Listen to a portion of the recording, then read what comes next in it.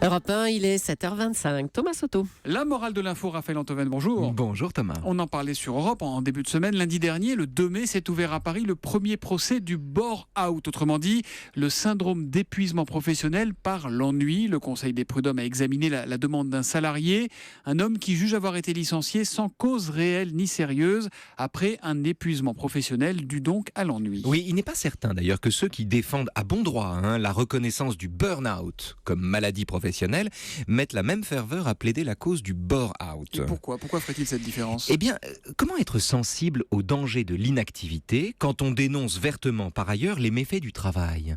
Comment plaindre le nanti, entre guillemets, qui tout en étant payé n'a pas assez de travail quand on défend tous ceux qui ne sont pas assez payés pour un travail excessif ? Le burn-out est un adversaire objectif, un épuisement bien compréhensible du corps et de l'esprit qu'on soumet aux cadences inhumaines d'un monde mondialisé, crise de sens, perte d'énergie, tout ça se comprend. Mais à côté du burn-out et de ses victimes symboliques, le bore-out et ses victimes discrètes fait un peu grise mine. Alors que le bore-out, la maladie de l'ennui, recouvre de véritables drames intimes, Raphaël. Mais des tragédies, Thomas, de vraies tragédies. Le bore-out, c'est l'enfer. On ne croit pas si bien dire quand on l'appelle la maladie de l'ennui, mais à condition d'entendre le mot d'ennui au sens fort que lui donnaient Pascal et Racine au XVIIe siècle. Alors quel sens lui donnait Pascal et Racine ? D'abord, l'ennui, c'est le deuil. Le deuil causé par la mort des gens qu'on aime.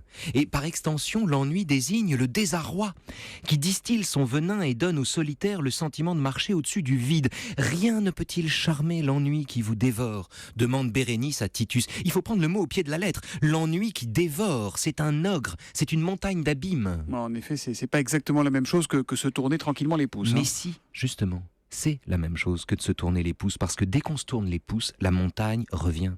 L'homme est si malheureux, écrit Blaise Pascal, qu'il s'ennuierait même, sans aucune cause étrangère d'ennui, par le propre état de sa condition naturelle. Au-delà des questions de reconnaissance sociale ou du désarroi d'un employé dont le harnais est tellement lâche qu'il pourrait se tourner les pouces sans qu'on lève la main sur lui, l'ennui, le mortel ennui, désigne l'expérience du néant. Et le salarié en plein bore-out qui maquille son inactivité en hyperactivité par exemple, est exactement ce qu'on appelle un trompe-la-mort. Au sens premier, c'est que vous voulez dire qu'il trompe sa propre mort ? Pas seulement la sienne. Celui qui éprouve l'ennui, celui qui n'a pas les moyens de s'en divertir, celui qui sent passer le temps, entrevoit la fin de tout, pas seulement sa propre fin. Et tous ceux qui ont la chance d'avoir des choses à faire, des rapports à rendre et des vacances à organiser pour tourner le dos à leurs conditions véritables, devraient venir en aide aux solitaires qui n'osent même pas se plaindre. Et la morale de l'info, C'est Raphaël ? une phrase de Sioran qui me semble dire la condition de celui qui souffre le bore-out. Toutes les eaux sont couleur de noyade. Toutes les eaux sont couleur de noyade, écrivait et disait Sioran. Raphaël Antoven, la morale de l'info, on va vous préserver de l'ennui, donc on va vous faire bosser ce week-end. Demain, qui vive à 15h, de quoi nous parlerez-vous ? Demain dans Qui vive, on examine la pudeur sous toutes ses coutures avec l'excellent philosophe Éric Fiat. Qui marche, qui ne roule pas. Voilà, exactement. Vous connaissez la traduction de Fiat Lux par Desproges. Non ? Oh, la belle voiture. Il a réponse à tout. Raphaël Antoven qu'on retrouve donc dès demain à 15h pour Qui vive sur Europe 1 et lundi à 7h25 dans la morale de l'info. À demain Raphaël.